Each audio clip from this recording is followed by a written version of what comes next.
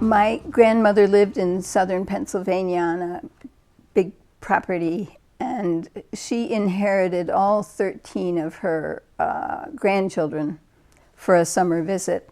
She was pretty patient, but the poem I'm about to read shows her at the end of one day's worth of patience. I need to mention, because the peacock is mentioned in this poem, that she did have a peacock who roosted on the ridgepole of her house. Still life with grandmother. Drugged with southern evening, we fight the need to go to bed, squabble over hearts until the youngest cousins cry.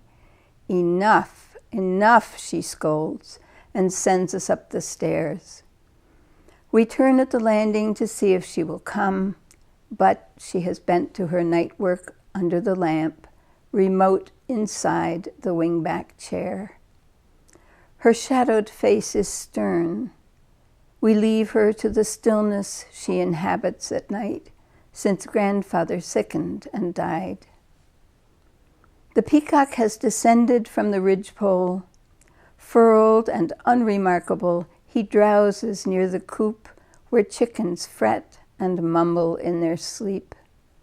Smells of boxwood, honeysuckle, and last year's leaves becoming dirt sieve in through the window screen, and dark contracts around the house.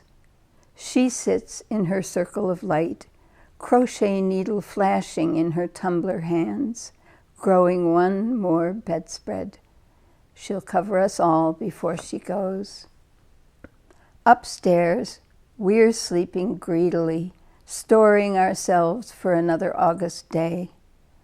But she is only a passenger in these hours, carried with neither joy nor regret toward the shortened rest of the old and summer's long evaporation into fall.